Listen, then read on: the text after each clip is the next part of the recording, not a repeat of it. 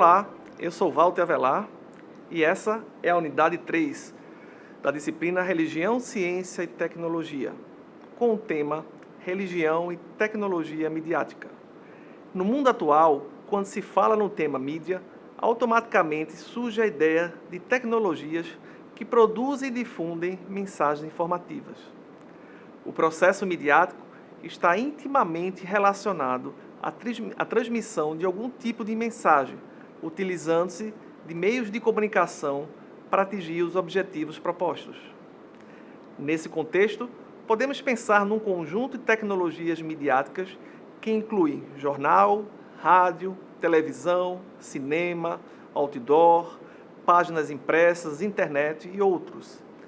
Se levarmos em conta a religião como uma entidade que busca transmitir um conjunto de princípios, normas, valores, crenças para um grupo de fiéis, pode-se deduzir que mídia e religião mantêm uma relação estreita. A modernidade foi um período histórico importante para essa relação entre religião e mídia. Com o advento da imprensa, a partir de Gutenberg, o homem passou a ter como habitat o universo da racionalidade da palavra escrita. A reforma protestante, que despontava naquele período, muito se aproveitou desse novo meio de comunicação massificador. Os reformadores perceberam, então, a necessidade de colocar a Bíblia impressa nas mãos do povo leigo, para que este pudesse orientar-se em suas ações. A invenção de Gutenberg viria a permitir a impressão em série das escrituras no idioma local, facilitando o acesso dos crentes ao conteúdo da palavra de Deus. O século XX marca o início da comunicação de massa e o rádio foi o grande pioneiro nesse segmento. A invenção está datada em 1901 e a primeira transmissão experimental foi nos Estados Unidos, no qual o locutor leu uma passagem bíblica. O rádio permitiu que a mensagem de voz fosse transmitida simultaneamente a milhões de pessoas. O ouvinte sentia-se abordado de forma única, como se a fala fosse direcionada especialmente à sua pessoa. Esse fato transformava essa tecnologia midiática numa ferramenta poderosa de transformação de massa. Vários grupos religiosos não hesitaram em usar o rádio, ao percebê-lo como um instrumento tão poderoso para atingir as massas. Outra mídia de massa que surgiu no século XX foi a televisão. Atualmente, temos exemplos de muitos programas brasileiros de igrejas cristãs, principalmente as neopentecostais, que possuem espaços na TV ou que montaram a própria rede de televisão. Esses programas televisivos foram influenciados pelas chamadas igrejas eletrônicas norte-americanas, caracterizadas pela exerção de valores comerciais, teologias experimentais e líderes carismáticos como apresentadores. No final do século XX, a aplicação de um novo conceito veio revolucionar a comunicação e a interação entre as pessoas no planeta: ciberespaço.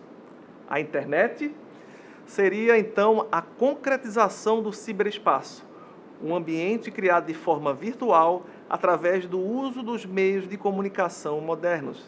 Isso acontece graças à existência de pessoas e redes de computadores interligadas que trocam informações das mais variadas formas a nível mundial. Com o crescimento da internet, novas implicações culturais surgiram nesse ambiente. O termo cibercultura exprime exatamente a disseminação dessa nova cultura pelo globo. Uma experiência na qual o componente tecnológico passa a ser pensado de forma reflexiva como fator crucial que determina as vivências sociais, as sensorialidades e as elaborações estéticas.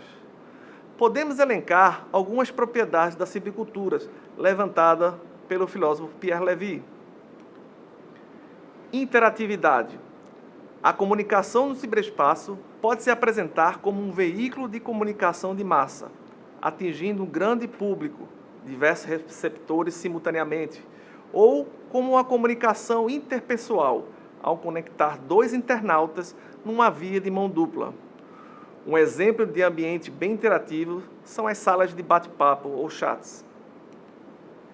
Hipertexto. Na internet, as partes do texto ou as imagens são marcadas e, uma vez selecionadas, levam a mais informações sobre o assunto em questão. Com isso, cada informação tem um endereço único e pode ser encontrada por qualquer usuário da rede.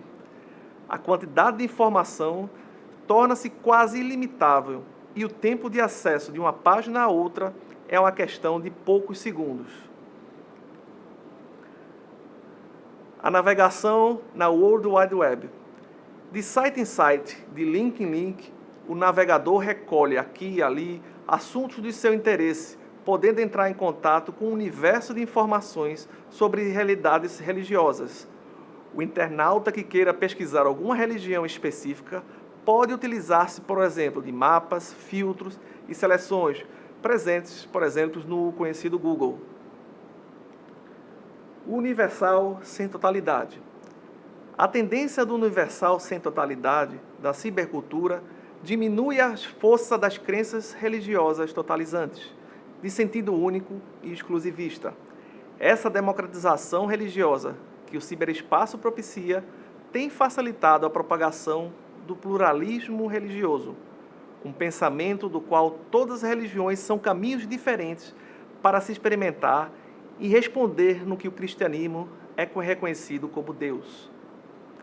Ao perceberem o potencial da internet, as igrejas têm exposto, através desse veículo de comunicação, suas crenças e suas opiniões sobre cada problema ou acontecimento. Em contrapartida, elas também podem escutar os fiéis, estabelecer uma discussão e se envolver mais nos problemas da atualidade. A comunidade virtual. As comunidades virtuais surgem independentemente das proximidades geográficas e das filiações institucionais. São construídas em torno de afinidades de interesses, de conhecimentos ou de projetos mútuos, em uma dinâmica de cooperação e troca. Praticamente todas as religiões e formas religiosas têm comunidades virtuais na internet. Por último, a educação à distância. A educação à distância deve seguir uma nova pedagogia, no qual o professor é um facilitador para que seus alunos construam seus conhecimentos. Essa experiência você está vivenciando agora, através desse curso de licenciatura em ensino religioso, modalidade à distância.